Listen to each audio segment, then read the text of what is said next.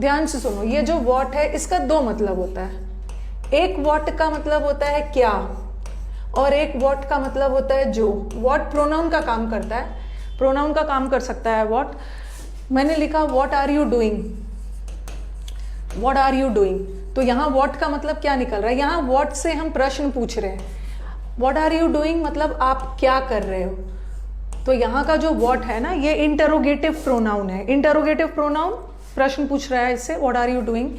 और दूसरा सेंटेंस मैं लिख रही हूँ, दूसरा सेंटेंस लिख रही हूँ, what I want is not available. जो चीज मुझे चाहिए ना वो उपलब्ध नहीं है। तो देखो यहाँ व्हाट को मैंने एक अलग तरीके से यूज किया। यहाँ व्हाट का मतलब है क्या, क्या कर रहे हो, और यहाँ व्हाट का मतलब है जो चीज मुझे चाहिए वो अवेलेबल नहीं है।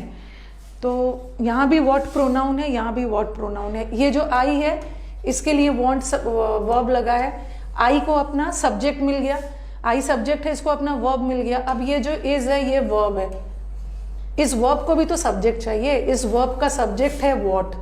व्हाट भी सब्जेक्ट का काम कर सकता है प्रोनाउन के रूप में, ठीक है, प्रोनाउन के रूप में।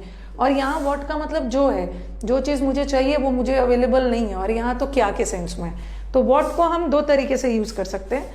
सबसे पहले तो मैंने ये डिफरेंस बताया। अब मुझे दूसरा चीज क्या बताना है, आपके एग्जाम में मैंने बहुत सारा क्लोज टेस्ट ऐसा भी करवाया है ना आप लोग को, जहाँ पे ऑप्शन में दैट है और ऑप्शन में व्हाट है, और आप कंफ्यूज हो जाते हो कि मैम दैट लगाएं या व्हाट लगाएं। तो मैं इसको क्लियर करती हूँ।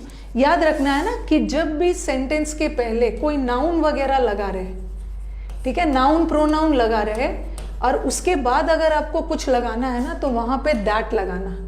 क्योंकि ये जो दैट होता है, ये दैट क्या होता है, ये दैट रिलेटिव प्रोनाउन होता है। और ये रिलेटिव प्रोनाउन किसके लिए लगता है, अपने पहले वाले सब्जेक्ट के लिए। तो जब भी ऐसा ऑप्शन दिख जाए जहां पे आप कंफ्यूज हो रहे हो कि दैट लगाना है कि व्हाट लगाना है, तो वहां पे देख लेना।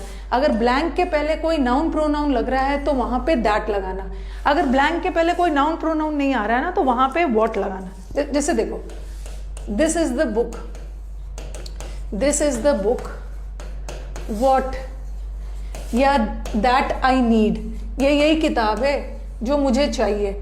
और फिर मैंने लिखा दिस इज दैट या व्हाट आई नीड। बहुत इंपॉर्टेंट है, इसको एकदम ध्यान रखना, क्योंकि मैंने कई क्लोज टेस्ट करवाया है आपका MTS का, CHSL का, जहाँ पे ना ऐसा वाला आया है, जहाँ पे आपको दैट और व्हाट दोनों ऑप्शन में थे और आपको दोनों में से कोई चुनना था। तो यहाँ पे देखो, एक यहाँ पे नाउन आ रहा है ना, नाउन आ रहा है, और जब भी नाउन प्रोनाउन कुछ आ गया ना तो दैट लगाना।